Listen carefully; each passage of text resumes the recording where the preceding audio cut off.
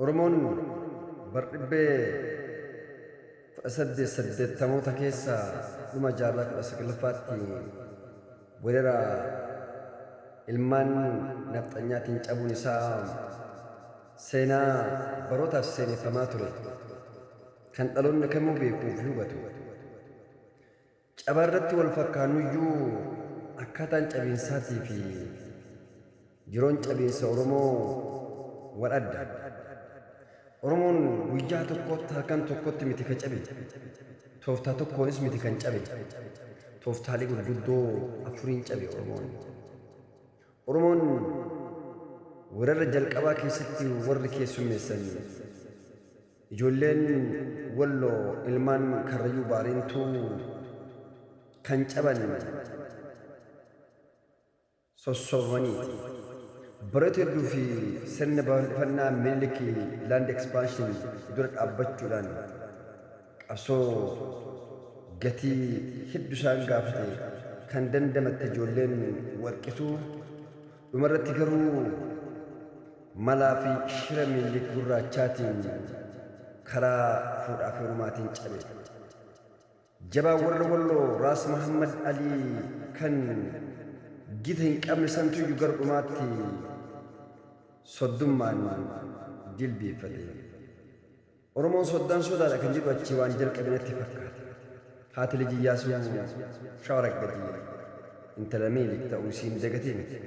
Sanaan booda Walloo eenyummaa isaa kaleessaa bira Tewodiroosii fi Yohaannis irraa eegalee kabachiisaa ture. Jajjabduuwwan booruu meedatti gatii baay'ee kaffalte. Dhumarratti gatuu garuu soddummaan gatii kaffalchiistee Minilikiif harka laattee geesii qofa qabattee qeesitti dhaabbatte. Raas Mahammad Aliittuu amantii isaa gadhiisee Raas Mikaa'el jedhee cuuphame. Tokkoffaan karaa fuudhaaf heerumaatiin caban. Lammaffaan bal'ifannaa lafaa Minilik keessatti Oromoon gatii hadhaawaa kafalee ijoollee Tuulamaati. Isaan ammoo Minilikii karaa laafaa fi baay'ee sensitiif ta'e karaa amantii itti dhufe. Amantii kennee fi ijoollee Tuulamaa ammoo to'ate. Kanaaf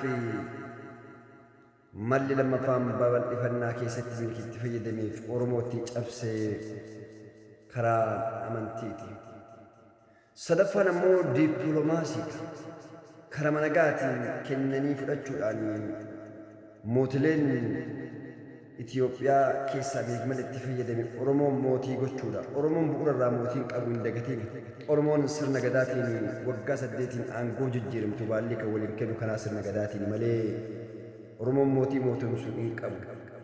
Garuu ijoollee Maccaa Abbaa Jifaariif Kumsaa Morodaatiin isin mootiidha jedhee naannooma isaanii irratti aangoo kennee fi sirna gadaa cabsee akka isaan isa gabbaranii karaa dippiloomaasii waliin jiraatan taasiseen Oromoo lixaa jajjabduuwwan ijoollee Maccaa ijoolleen warra akka Abishee Garbaa fa'aa keessaa baan dhuunfate dachee jajjabduu san jechuu kooti.